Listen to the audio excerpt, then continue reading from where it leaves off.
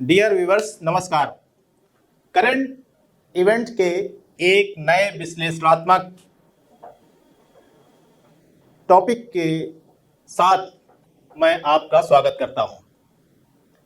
इस बार आज जो हम टॉपिक पर चर्चा करेंगे वह पश्चिम एशिया के जो संघर्ष की स्थिति विद्यमान हो गई है उसके बारे में बात करेंगे। देखिए, अगर मोटे तौर पर हम बताना चाहें कि वहां की समस्या क्या है तो आप जान लीजिए कि 1948 में एक देश इजराइल का जन्म हो गया और उस देश ने वहां के बासिंदों की भूमि को हड़प कर अपने को बसाया और तकनीक के बल पर शक्ति अर्जित कर वहां के इर्द गिर्द भी बहुत सी जमीनों को कब्जा किया। और उसके बाद वह जो वहां के मूल निवासी थे वह प्रताड़ित हुए और उनके पास जो चारा था संघर्ष और प्रतिरोध का, उन्होंने अपने प्रतिरोधात्मक जो उनका अस्तित्व को बचाने के लिए प्रतिरोध जो उनकी मेन ताकत थी उसका इस्तेमाल किया और उसने एक बड़े संघर्ष का रूप ले लिया। और वह संघर्ष इतना फैला कि उसकी सीमाएं बढ़ती चली गईं। लेबनान, ईरान, तुर्की और यहां तक कि विश्व युद्ध तक के खतरे की आशंका उत्पन्न होने लगी।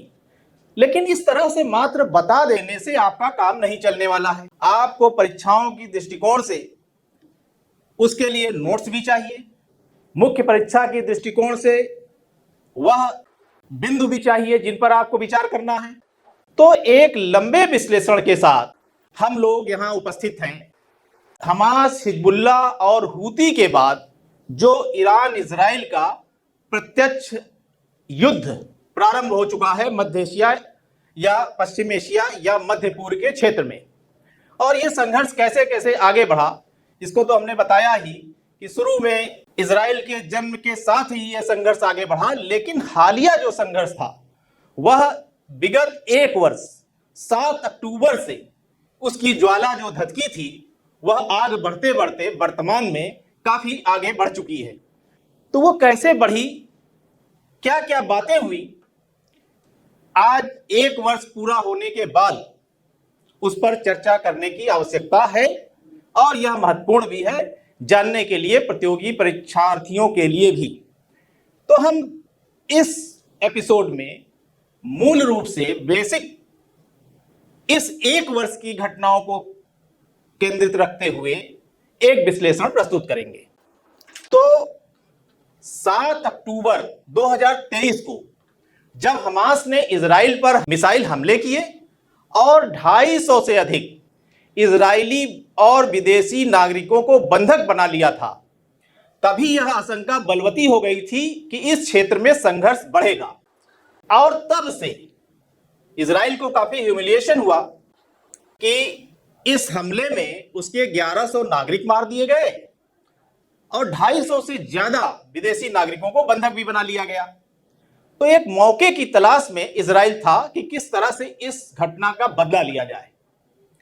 तो मौके की तलाश में बैठे इजराइल ने जब पेजर और वाकी टाकी धमाके करके इलेक्ट्रॉनिक युद्ध छेड़ा और हिजबुल्ला महासचिव नसरल्ला को एक हवाई हमले में मार दिया, तो ईरान ने भी फिलिस्तीन के प्रति अपनी प्रतिबद्धता जताते हुए इजराइल पर ढेरों मिसाइलों से हमला कर दिया।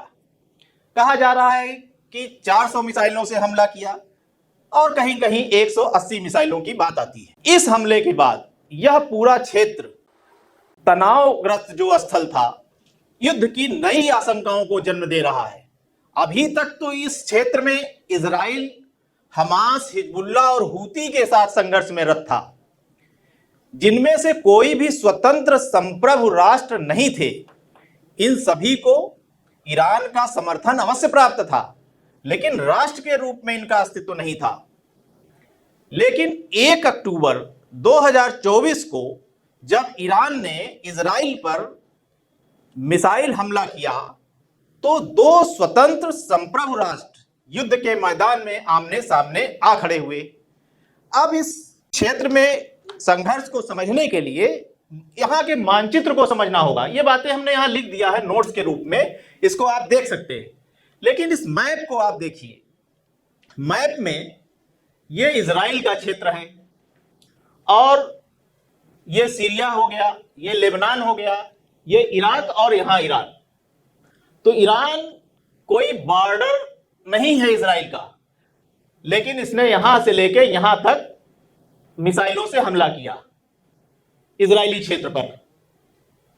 और ये जॉर्डन का क्षेत्र है, यही नीचे आपका एक यमन है और इधर तुर्की हो गया। तो ये एक एरिया है और इस एरिया में अगर आप देखेंगे तो ईरान के साथ इजराइल का संघर्ष अभी आया, लेबनान में हूती इसके साथ संघर्षरत हैं और इधर यमन में नीचे एरिया में ये लाल सागर है, लेबनान में हिजबुल्ला इजराइल के साथ संघर्षरत हैं और यमन में हूती इसके साथ संघर्षरत हैं। इस तरह से दो ये जो सेनाएं हैं इनका डिफेक्टो कब्जा है लेबनान पर हिजबुल्ला का और यमन में हूतियों का। इनको माना जाता है कि ईरान का सहयोग और समर्थन प्राप्त है, ईरान इनको हथियार भी प्रदान करता है। तो अभी तक ईरान के प्रॉक्सीज या छद्म जो उसके सहयोगी थे वो इजराइल से लड़ रहे थे और अब 1 अक्टूबर की जो घटना हुई है वो उसमें ईरान सामने आ गया। अब इसको समझने के लिए इसकी पूरे जो प्रॉक्सीज हैं ईरान के या जो संघर्षरत गुट हैं उनको समझने की जरूरत है। कि आपने मैप देखा ही पीछे के मैप में फिलिस्तीन में, तो एक संघर्षरत गुट फिलिस्तीन के अंदर है, जैसे ये हो गया हमास और ये हो गया आपका वेस्ट बैंक पश्चिमी एरिया। तो पश्चिमी क्षेत्र, पश्चिमी किनारा और गाजा जिसमें कि हमास सत्तासीन है, इन दो क्षेत्रों को मिला करके कहा जाता है कि फिलिस्तीन है। यही दो क्षेत्र हैं, एक है गाजा पट्टी और एक है पश्चिमी किनारा। तो पश्चिमी किनारे में अल फतह का शासन है, ये हिंसा से दूर रहते हैं। यहां के जो सत्तासीन है ये अब हिंसा से दूर हो गए हैं। पहले यासिर अराफात के काल में काफी यहां पर पैलेस्टीनियन लिबरेशन ऑर्गेनाइजेशन यहां पर संघर्षरत था और हिंसा का एक दौर चल रहा था, लेकिन अब यहां पर अल फतह शासन में है और वो हिंसा से दूर है, यहां हिंसा नहीं होती है। गाजा पट्टी का ये जो क्षेत्र है यहां पर हमास, जिसका पूरा नाम है हरकत उल मकवामा अल इस्लामिया, ये गाजा पट्टी में स्थापित है, गाजा पट्टी में शासन कर रहा है बाकायदा चुनी हुई सरकार के रूप में। और 1987 में इसका गठन हुआ था हमास का। इसके नेता जो प्रमुख थे इस्माइल हानिया, जिनकी ईरान में हत्या कर दी इजराइल ने, कहा जाता है कि इजराइल के मोसाद ने इनकी हत्या कर दी अभी हाल ही में। अब वर्तमान में इसका याहिया सिनवार हमास का प्रमुख है। तो दो तो फिलिस्तीन के अंदर गुट हो गए जो इस एरिया में संघर्ष को बढ़ा रहे हैं, जिनको काबू में रखने के लिए एक और गुट है हमास के अलावा, वो अभी हम बताते हैं कि वो कौन है, पूरा एरिया बताते हैं। एक तो अंदर हो गया फिलिस्तीन के क्षेत्र में एक हमास हो गया, एक हो गया आपका अल फतह, दोनों शासन कर रहे हैं लेकिन यहां पर हिंसा ये नहीं करते हैं। और गाजा पट्टी में जो शासन कर रहा है हमास, वह प्रायः हिंसा में विश्वास रखता है। और कौन लोग, कौन से गुट इजराइल से संघर्षरत हैं, जो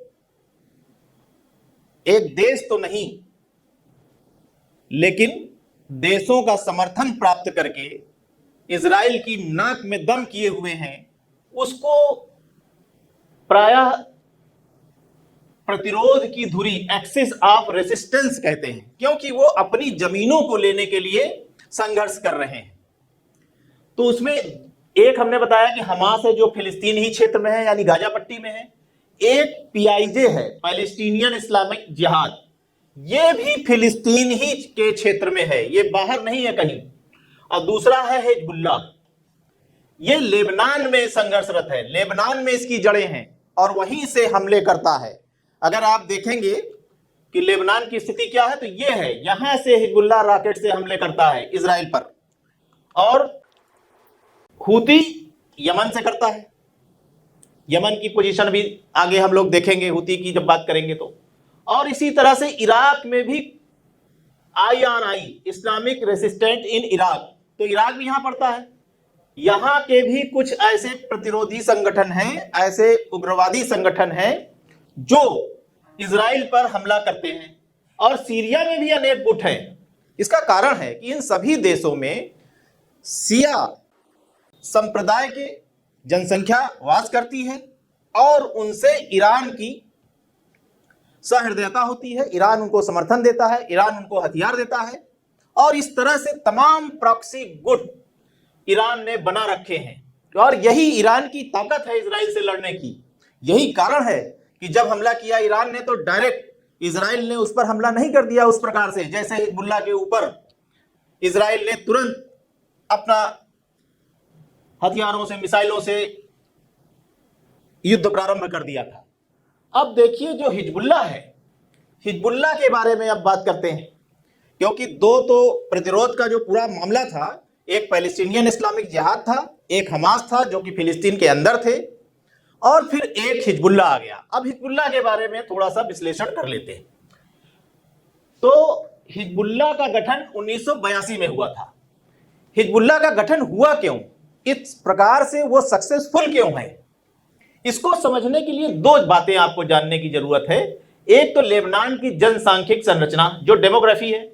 आप अगर डेमोग्राफी देखेंगे तो ये सिया क्षेत्र है, सिया बहुल। ये एरिया जो आप बैगनी कलर का देख रहे हैं, ये सिया बहुल है, सिया आबादी यहां वास करती है। और सुन्नी बहुल है ग्रीन एरिया, ये सुन्नी बहुल एरिया है, ये ज्यादा सहयोग नहीं इनसे प्राप्त होता है। इसी तरह से ये क्रिश्चियन एरिया है। तो लेबनान की जो जनसांख्यिक संरचना है वो मिक्स्ड है, और जिसमें बहुलता है लगभग 50 से 60% आबादी सियाओं की है। 50% आबादी सियाओं की है, इसलिए ये ईरान से काफी सहयोग रखते हैं और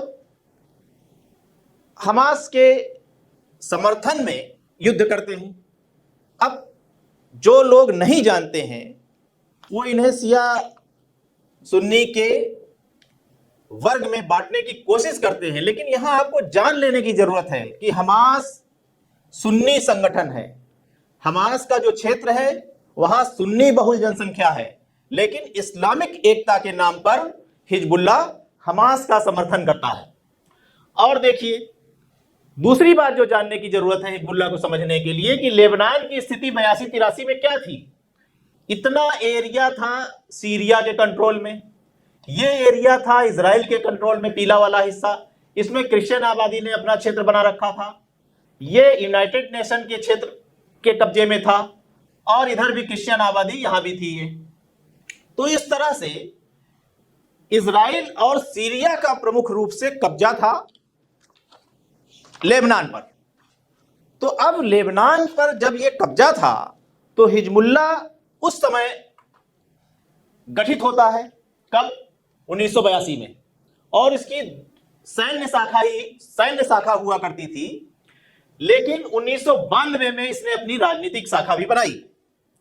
तो इसको समझने के लिए समझना पड़ेगा कि ये क्या कारण थे। एक कारण तो थी कि सिया बहुल आबादी बहुत थी, दूसरा कारण था कि काफी ज्यादा इसकी जमीनों को कब्जा कर लिया था। तो 82 में हिजबुल्लाह का जो गठन हुआ था लेबनान से, वो उसका उद्देश्य क्या था, उसका उद्देश्य था लेबनान को विदेशी ताकतों से मुक्त कराने के लिए, और सफलता भी इसको मिली। क्या मिली कि 2000 में इजराइल यहां से छोड़ करके चला गया, और 2005 में यहां से सीरिया भी चला गया, और यहां इजराइल और सीरिया की सेनाएं वापस चली गईं। इस वजह से लेबनान में हिजबुल्लाह को काफी सम्मान प्राप्त है, और यहां उसकी जो 92 में जब महासचिव चुना गया तो उसको काफी सफलता मिली राजनीतिक शाखा के रूप में। जब 1992 से इन्होंने प्रारंभ किया तो काफी नसरुल्लाह को सफलता मिली, अब नसरुल्लाह क्या है, नसरुल्लाह को भी समझना पड़ेगा। हिजबुल्लाह की तो ये पोजीशन है। अब अगर हम हसन नसरुल्लाह के बारे में जानना चाहें कि आखिर यह क्यों इतना महत्वपूर्ण हो गया हिजबुल्लाह के लिए, तो हसन नसरुल्लाह का जन्म 1960 में दक्षिणी लेबनान में हुआ था। दक्षिणी लेबनान वही एरिया है जहां शिया संप्रदाय की जनसंख्या ज्यादा है, जहां इजराइल ने कब्जा कर रखा था, जहां इजराइल ने सबसे ज्यादा दमन किया है। तो 1960 में उनके पिता सब्जी विक्रेता थे और 9 वर्ष की उम्र में ही यह मूसा उल सद्र जो लेबनानी ईरानी मौलवी था उससे प्रभावित हो गया था। 15 वर्ष की उम्र में अपने सदस्यों को संगठित करने की जिम्मेदारी इसको दे दी गई।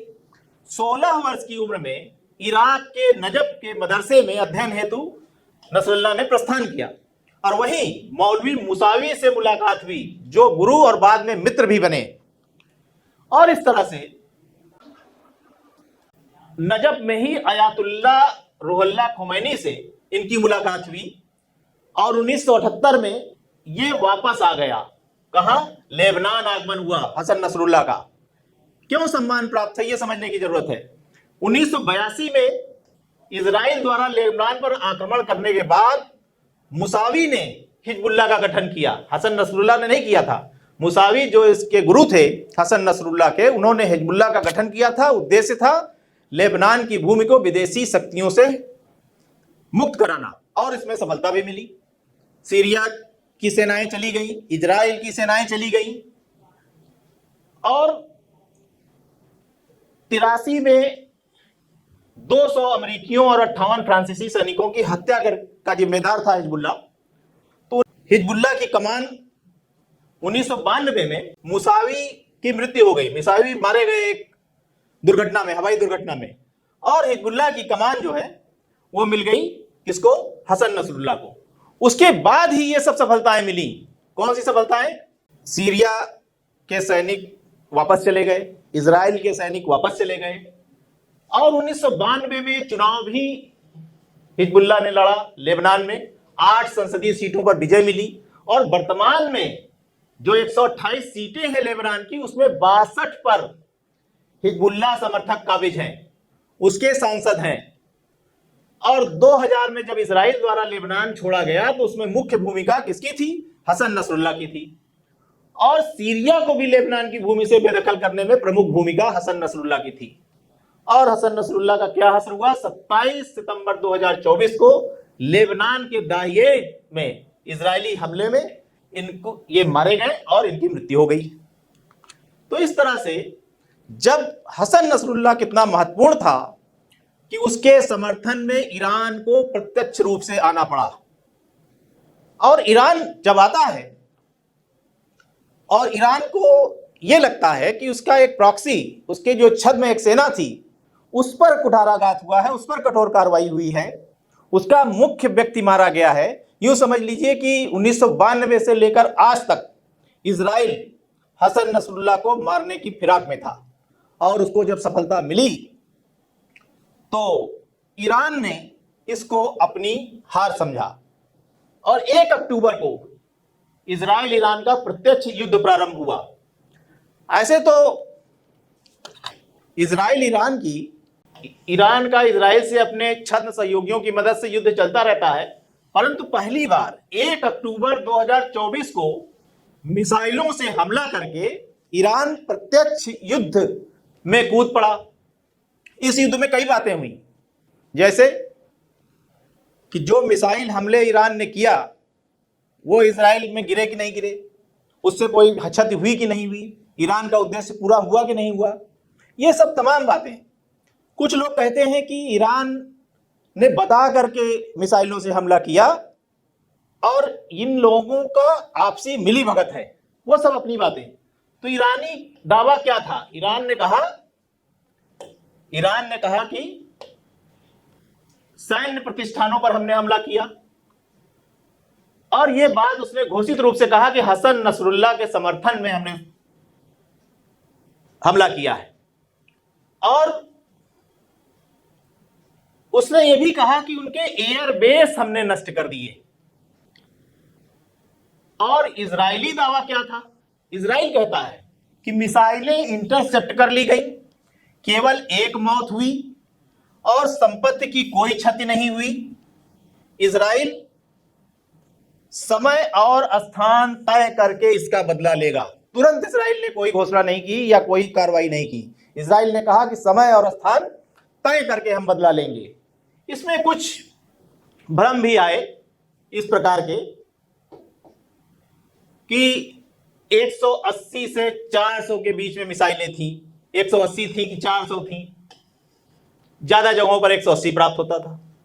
दूसरा कि ईरान ने मानव रहित स्थानों पर हमला किया, यानी ईरान और इजराइल दिखावे के लिए युद्ध कर रहे थे और मानव रहित स्थानों पर उसने मिसाइलें छोड़ दी, जिससे लगे कि वह हसन नसरुल्लाह के समर्थन में है। अब ईरान का क्या दावा है कि उसके मिसाइल हमले में सभी लक्ष्य भेद दिए गए, उसने नागरिकों पर हमले नहीं किए, वो कहता है। जबकि इजराइल के अनुसार उसने अपनी मिसाइल प्रतिरक्षा प्रणाली से सभी मिसाइलों को हवा में ही विनष्ट कर दिया।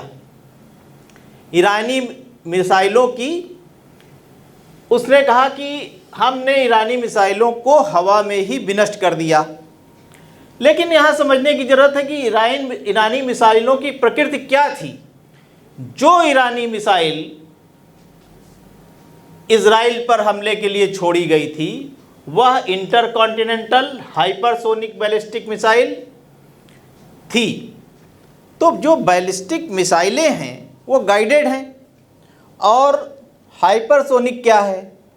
1 मैक बराबर ध्वनि की गति, आप यूं समझ लीजिए। और जो सुपरसोनिक मिसाइलें होती हैं वो 4 या 5 मैक यानी ध्वनि की गति से 4-5 गुना तीव्र गति से चलती हैं।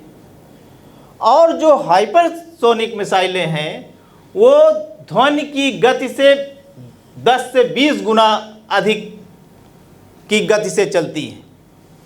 तो जो ईरान वाली मिसाइल थी वो ध्वनि की गति से 12 गुना अधिक तीव्र गति से चलने वाली थी।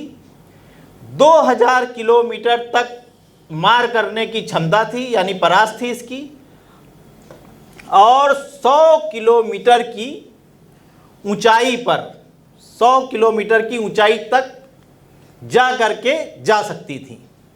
अब कैसे दावा क्या होता है कि कैसे इसको इंटरसेप्ट कर लिया इजराइल ने या कैसे नहीं कर लिया? तो कहा जाता है कि आयरन डोम इजराइल के पास है और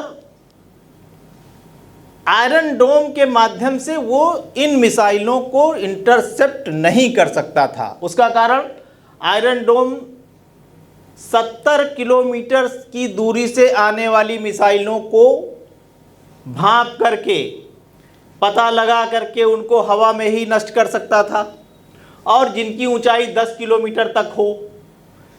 लेकिन इसके प्रत्युत्तर में यह भी कहा जाता है कि इजराइल के पास केवल आयरन डोम नहीं है, उसके पास डेविड स्लिंग भी है, जो 300 किलोमीटर की दूरी से आने वाली मिसाइलों को और 20 किलोमीटर तक की ऊंचाई वाली मिसाइलों को भी, जो इसका चित्र यह है, नष्ट कर सकता है हवा में। और उसके पास एरो 2 और एरो 3 मिसाइलें भी हैं जो 2000 किलोमीटर की दूरी से आने वाली और 100 किलोमीटर तक की ऊंचाई वाली मिसाइलों को भी नष्ट कर सकता है। लेकिन सवाल है कि क्या यह प्रतिरक्षा प्रणाली हर समय काम करती है? अगर हर समय काम करती होती तो 7 अक्टूबर को भी काम करती, क्योंकि वहाँ तो हमला गाजा पट्टी से हुआ था, 70 किलोमीटर के अंदर ही हुआ था, वहाँ भी नहीं काम किया। और दूसरी वीडियोस ऐसे आए जो देखे गए कि ईरान की मिसाइलें इजरायली भूमि को टच कर रही हैं। लेकिन उसके और कारण भी हो सकते हैं टच करने के, क्योंकि इजराइल की ये जो डिवाइसेस हैं, जो ये उसके इंटरसेप्टर यंत्र हैं, उसमें यह पता लगाया जाता है कि आने वाली यानी युद्धक मिसाइल जो आ रही है गिरने के लिए वो कहाँ गिरेगी। अगर वो किसी मानव रहित स्थल पर गिरने वाली होती है तब ये जो प्रतिरक्षा प्रणाली है वो अपनी मिसाइलों को खराब नहीं करती, यानी ऐसे ही छोड़ देती है, उसको गिरने देती है। लेकिन अगर कोई मिसाइल ऐसी होती है जिसकी आशंका होती है कि यह मानव वास वाले स्थल पर गिरने वाली है, तब ही इनका उपयोग किया जाता है। इसका मतलब है कि अगर भूमि पर टच कर गई, इसका अर्थ यह नहीं है कि प्रतिरक्षा प्रणाली ने काम नहीं किया। हो सकता है कि उसको छोड़ दिया गया हो, या यह भी हो सकता है कि उसकी प्रतिरक्षा प्रणाली में काम न किया हो और वास्तविक स्थानों पर यह मिसाइल ईरान की गिरी हो। तो ये संभावनाएं ये तीन हो सकती हैं। इजराइल ने मिसाइलों का प्रतिरोध कर दिया हो, मिसाइलें गैर नागरिक क्षेत्र में गिरी हो और प्रतिरोध न हो पाया हो, और मिसाइलें लक्षित स्थान पर गिरी हों। ये तीन संभावनाएं हो सकती हैं। इसके बाद एक और इसमें पीछे छूट गया है, जो इनकी प्रतिरोध शक्ति थी। यहां से देखें आप, प्रतिरोध की जो दूरी थी, इसमें हमने चर्चा किया पैलेस्टाइन इस्लामिक जिहाद और हमास, ये फिलिस्तीन के अंदर है। ये हिजबुल्ला जो लेबनान से वो करते हैं। इसके बाद एक ये छूटा हूती, ये इराक से करते हैं, यहां से इराक के एरिया से। और ईरान तो देश है, इससे युद्ध चल रहा है, हिजबुल्ला लेबनान में है, और पैलेस्टीनियन टेररिस्ट जो है ये हमास के ही एरिया में है। और सीरिया में भी कुछ उग्रवादी संगठन है जो जेनाबियन ब्रिगेड या इस टाइप के अलग अलग नाम है। इसी तरह से एक और संगठन जिसके बारे में चर्चा कर लेना जरूरी है, क्योंकि इसकी चर्चा आजकल ज्यादा चल रही है, ये ज्यादा आंदोलनों में शामिल है, ज्यादा हत्याओं में, आक्रमणों में शामिल है, यह है हूती। तो हूती की चर्चा आगे हम अभी कर लेते हैं। तो हूती के बारे में भी बता देते हैं कि हूती क्या है। हूती की चर्चा कर लेते हैं कि ये क्षेत्र इजराइल का है। ये तो हूती की चर्चा इस समय प्रासंगिक है, मौजूद है। हूती के बारे में जानना, तो हूती आंदोलन क्या है? एक हो गया आपका हमास, एक हो गया PIJ, ये फिलिस्तीन के अंदर है। हिजबुल्ला कहां से? लेबनान से के प्रतिरोधी संगठन है। और हूती यमन में है। तो यमन का ये स्थान है, ईरान यहां है और ये यमन है, और यहां पर इजराइल है। तो हूती इस तरफ से जहाज जो जाते हैं लाल सागर से, उस पर हमला करता है, और यहीं के सहारे ये इजराइल पर भी हमला मिसाइलों से करता है। तो हूती के बारे में जानना जरूरी है कि इसका आधिकारिक नाम अंसार अल्लाह है। सियाहों की जायदी सिया शाखा, इसी को कहते हैं हूती। और ये लोग भी अपना आंदोलन चला करके हमास को, फिलिस्तीन को अपना समर्थन व्यक्त करते हैं। और यह भी ईरान समर्थित है, ईरान इसको मिसाइलें देता है। इसके पास भी 1000 किलोमीटर तक की दूरी तक मार करने वाली बुरखान 2H मिसाइलें हैं। तो ये यहां से इजराइल पर हमला करता है, ईरान इसको सहायता देता है, लेबनान को ईरान सहायता देता है इस वाले क्षेत्र को। और इसी तरह से हूती को समझ लीजिए कि हूती क्या है? यमन की 2/3 जनसंख्या, इसमें ज्यादा संकेंद्रित जनसंख्या है, 50-60% यहां जनसंख्या है, और यमन का 1/3 क्षेत्र पर काबिज है। यह आधिकारिक सरकार नहीं है। हूती एक आंदोलनकारी संगठन है, जैसे लेबनान में हिजबुल्ला है। तो हिजबुल्ला तो वहां की सरकार में शामिल है, लेकिन हूती यहां की सरकार में नहीं, यह विद्रोही गुट है जिसने यमन की इतनी भूमि पर कब्जा कर रखा है और डी फैक्टो सरकार चलाता है, और ईरान से सहायता प्राप्त करता है, और इजराइल से लड़ता है, और यमन की जो ऑफिशियल सरकार है, जो यहां की वास्तविक सरकार है, उनसे भी युद्ध करके अपने क्षेत्र को अपने कब्जे में रखता है। तो जाहिर सी बात है कि जिसको ईरान से सहायता प्राप्त हो, जिसके पास मिसाइलें हों और जिसकी जनसंख्या भी ज्यादा हो उस क्षेत्र में, तो उसे इस प्रकार का सहयोग और समर्थन प्राप्त हो जाएगा कि वो ताकतवर हो सकता है। और वो इतना ताकतवर है कि उसने इस क्षेत्र में अपनी सरकार बना रखी है, और यहीं से वो इजराइल से लड़ता है। इस तरह से ईरान ने अब चौतरफा इजराइल की तरफ, इजराइल को घेर रखा है। किससे? हिजबुल्लाह से। और ये प्रतिरोधी संगठन अगर हम करेंगे तो वहां बात पता चलेगी। ये प्रतिरोध की जो धुरी है, घेर रखा है पीआईजे को समर्थन करके, हमास को समर्थन करके, हिजबुल्लाह को समर्थन करके, हूती को समर्थन करके, आईआरआई इस्लामिक रेसिस्टेंट इराक को, और सीरिया के अनेक गुट। तो सीरिया के अनेक गुट, ईरान तो स्वयं है ही है, यहीं से ये समर्थन देगा सीरिया के गुटों को, यहीं से समर्थन देगा हिजबुल्लाह को, यहीं से समर्थन देगा यमन को, और यहीं से समर्थन देगा इराकी गुटों को। और इन सब को समर्थन देकर के इजराइल को उसने घेर रखा ईरान ने। अब सीधे युद्ध में आ गया 1 अक्टूबर को। तो ऐसा माना जाता था कि इससे इजराइल ईरान का जो प्रत्यक्ष युद्ध प्रारंभ हुआ, ये हम यहां आ जाते हैं, ये हमला हुआ था 1 अक्टूबर 2024 को।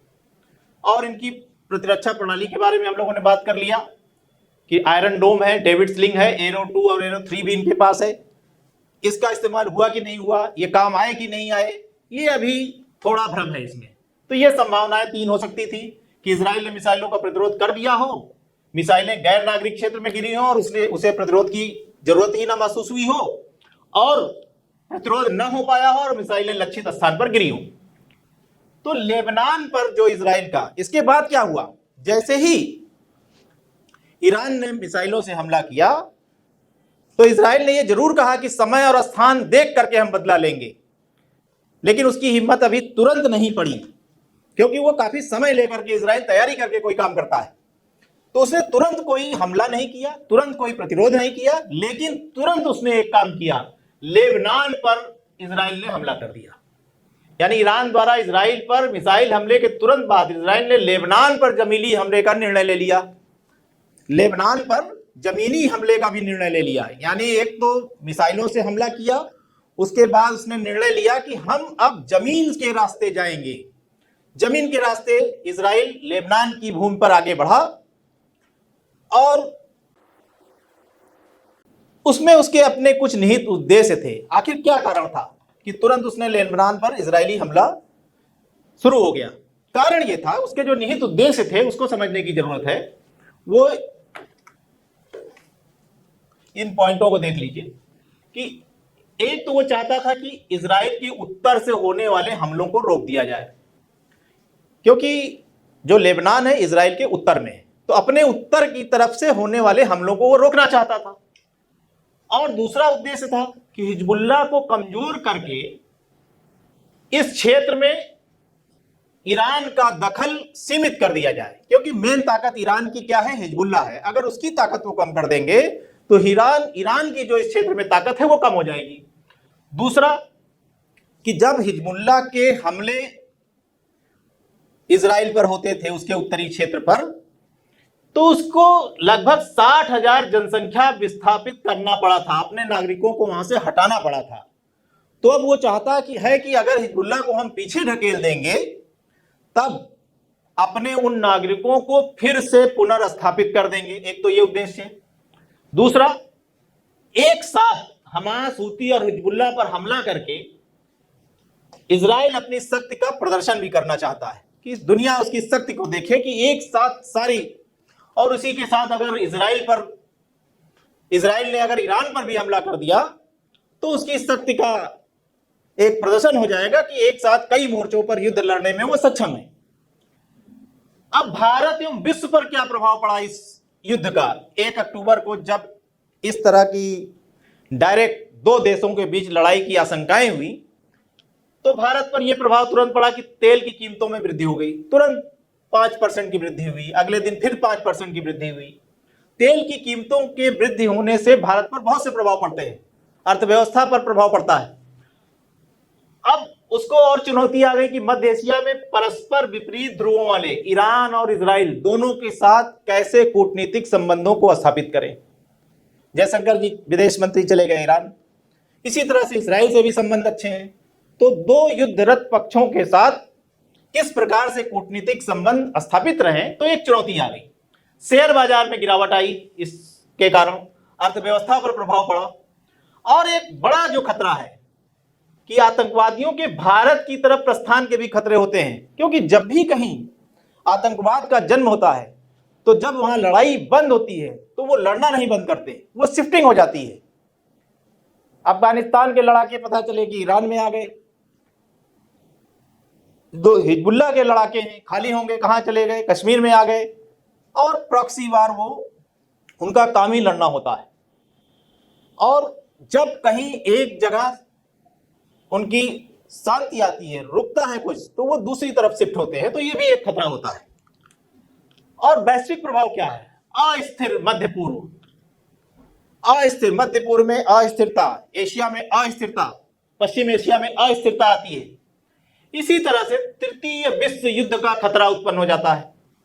कहा जाने लगा कि अगर ईरान पर हमला किया इजराइल ने तो परमाणु बम है, इजराइल की तरफ से अमेरिका आएगा, ईरान की तरफ से रूस आएगा, तो इस तरह से चीन आएगा, तो इस तरह से एक विश्व युद्ध के खतरे की भी आशंका विद्यमान हो जाती है।